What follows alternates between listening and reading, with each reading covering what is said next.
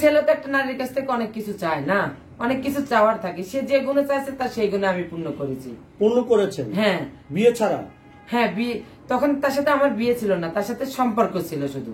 সম্পর্ক? হ্যাঁ। প্রথমে লাইকিত পরিচয়, তারপরে সম্পর্ক। হ্যাঁ। তারপর বিয়ে ছাড়া এই মুহূর্তে এত কিছু করেছেন? হ্যাঁ অবশ্যই। আপনি কি বিয়ের জন্য বলেছেন তাকে? হ্যাঁ বলছি, দেশে আসে পরে বিয়ে করছে। কাকে বিয়ে করেছে? আমাকে বিয়ে করছে। আমি যেদিনকে দুবাই থেকে আসছি বাংলাদেশে আসি, এয়ারপোর্টে নামে বাংলাদেশের নাম্বার দিয়ে তারে ফোন দিচ্ছি, সে সাথে সাথে আমার বাসায় চলে আসছে। রাতে 11টা বাজে আমার বাসায় আসে। তখন আমার বাসায় ছিল আমিন বাজারে। আমার কাছে 2 দিন থাকি, উনি 3 দিনের দিন পরে আমার কাছ থেকে পড়েছে। তখন আমি মানে মোল্লাটাই কি বিয়েটা করাই রাখছি, যাতে এটা অবৈধ কোনো কিছু না হয়। মোল্লাতে বিয়েটা করেছি, পরে আমি কোর্ট কাবিন করছি, এই রানিং 4 মাস চলতেছে, আমি কোর্ট কাবিনটা করছি। যে কোর্ট কাবিন কোথায় বা আপনার ঢাকা কিভাবে আসা বা বসবাস কবে থেকে, আপনার সমস্যাগুলো এই মানে সম্পূর্ণ ঘটনা খুলে বলুন। আসসালামু আলাইকুম, আমার নাম বিউটি, আমার হোম ডিস্ট্রিক্ট, আমার জেলা রাজবাড়ী, থানা পাংশাতে। আমি ঢাকাতে থাকি অনেকদিন, ঢাকাতে আজকে 12-13 বছর ধরে ঢাকাতে থাকি। তো আমার লাইক অ্যাপসের মাধ্যমে একটা ছেলের সাথে পরিচয় হয়েছিল, তার নাম তাইজুল ইসলাম, উনি সৌদি আরবে থাকে। লাইক অ্যাপসে আমার একটা গ্রুপ ছিল, বিপি সততা। তো আমার গ্রুপে যাওয়া আসা করতো, ডায়মন্ড মাইমন্ড বেশ গিফট করতো। হঠাৎ একদিন এসে বলতেছে, বিউটি আমি তোমার গ্রুপে জয়েন হব। তা আমি তখন বলছি যে আমার গ্রুপে যদি তুমি জয়েন হও তাহলে আমার গ্রুপের নিয়ম কারণ মেনে চলতে হবে। কিন্তু তখন বলছিল কি কি নিয়ম কারণ আছে। পরে আমি বলছি আপনি আমার অ্যাডমিনের কাছে নাম্বার দেন, আমার অ্যাডমিন আপনার বাকিটা ইতিহাস বলে দেবে, ঠিক আছে। পরে আমার অ্যাডমিনের সাথে নাম্বার দিয়েছে, গ্রুপে জয়েন করছে, ছবি দিয়েছে, ডিবি বানাই আমরা দিচ্ছি তারে। তারপরে হয়েছে আপনার, তারপরে আমার গ্রুপে যাওয়া আসা করে বেশ ভালোই সময় দেয়, সবাই তাকে নানা ভাই বিলে চিনত, লাইকে অ্যাপসে নানা ভাই বিলে চিনত। তো ভালোই যাওয়া আসা করে সময় দেয়, গিফট মিট করে। তারপরে একদিন হঠাৎ করে আমাকে বলে যে বিউটি তোমার নাম্বারটা দিবা। তো আমি আমার নাম্বার দিন আমার ফেসবুক আইডি দিয়েছি।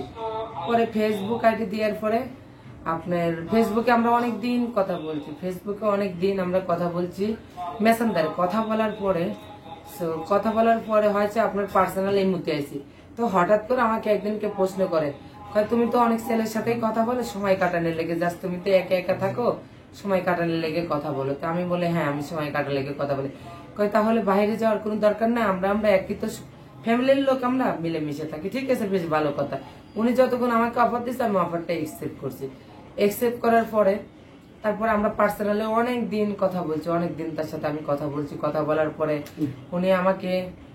উনি আমাকে রোজার মাসে বিয়ের অফার দেয়। রোজার মাসে কোরআন শরীফ চেয়ে সে আমাকে বলে যে আমার বাড়িতে বউ নাই বাচ্চা নেই, আমি এই কোরআন শরীফ চেয়ে বললাম আমি তোমাকে কখনো ঠকাবো না আর কখনো আমি তোমাকে ফেলাবো না, ঠিক আছে, আমি শুধু তোমাকেই চাই। তারপরে হয়েছে ঠিক আছে ভালো কথা, একটা লোক যতক্ষণ কোরআন ছুঁয়ে সাপোর্ট করছে, কোরআনের উপর তার কোনো কিছু থাকে না। আমাদের মুসলিম সবচেয়ে থেকে বড় পবিত্র ধর্ম হচ্ছে কোরআন শরীফ। তো তার সাথে আমি কথাবার্তা বলতেছি, তার ভাবি আমার সাথে কথা বলে, তার খালাতো ভাই একটা আছে খলিল, সে আমার সাথে কথা বলে। সব বলতেছে তাইজুল তোমার অনেক বেশি ভালোবাসে, তো হলো তাইজুল তোমার বিয়ে করতে চাই। আমি তাইজুলের বাড়িতে বউ বাচ্চা কাচ্চা আছে কিনা, সে বলছে যে না তার কোনো বউ বাচ্চা কাচ্চা নাই, ঠিক আছে। তার পরিবারের সদস্য যতক্ষণ আমার সাথে কথা বলছে, এখানে আমি মনে করি না যে আমার আর প্রবলেম থাকে, কোনো প্রবলেম নাই। তারপরে আমি রাগ করে আর 24 ঘন্টা আগে ফোন দিয়ে আমার লাইনে ঠিক দিতে, 24 ঘন্টা ফোন কাটলে পরে গালাগালে, ফোন কাটলে ভাষা খারাপ।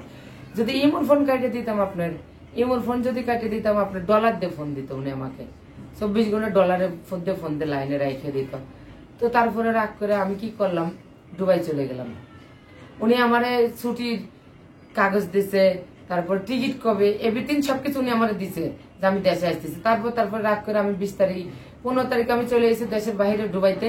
উনি 20 তারিখে দেশে আসছে। আসার পর ওনার বাড়িতে যাওয়ার পরে উনি মানে প্রচুর পরিমাণে মাদক খাচ্ছে, যেমন ইয়াবা ট্যাবলেট খাচ্ছে, গাঁজা খাচ্ছে, বাবা খাচ্ছে, এগুলো মানে আমার এই মতো দেখাচ্ছে, দেখ তোর কারণ আমি কি করতেছি, মানে অনেক কান্নাকাটি, প্রচুর পরিমাণ কান্নাকাটি। তখন আমি এই ফাঁকে একটু আপনাকে একটু জিজ্ঞেস করতেছি, তিনি যখন বলেছে বাংলাদেশে আসবে আপনার সাথে দেখা করবে, জি, ওই মুভমেন্টে আপনি করলেন কি দুবাই চলে গেলেন? জি জি। আপনি কি আসলে আগে থেকেই কি আপনি প্রবাসী ছিলেন নাকি না আপনি দুবাইতে বেড়াইতে গেছেন বা অন্য কোনো? না, আমি আগে থেকে প্রবাসী ছিলাম না, আমি দুবাই থেকে গেছিলাম আপনার বেড়াইতে। দুবাইতে আপনি বেড়াইতে গেছিলেন নিশ্চয়ই, মানে টুরিস্ট বিষয়ে গেছিলাম। টুরিস্ট বিষয়ে গিয়েছিলেন আপনি। এটা গিয়েছেন কেন, মানে তাকে আড়াল করার জন্য? মানে আমি চাইছি যে এত প্যারা একটা মানুষ 24 ঘন্টা কানে হেডফোন লাগা থুয়ে দিদি কথা বলতে বলতে মানে আমি একটা মানে মানসিক ডিপ্রেশন। মানে কি চাইতো আপনার কাছে হেডফোনে? মানে সে আপনার কাছে সে আমার কাছে সবকিছু চাইতো, একটা নারীর কাছে যা থাকে সেই মোর মাধ্যমে সবকিছু চাইতো। তো মানে তার লেগে আমি অনেক কিছু করেছি, অনেক কিছু। তো আমি যখন আমার পিঠ দেওয়ালে ঠিক আছে তখন আমি কিন্তু প্রবাসে চলে গেছি। মানে আমার পক্ষে আর সম্ভব ছিল না কো তার এইগুলো মানে নেওয়ার মতো।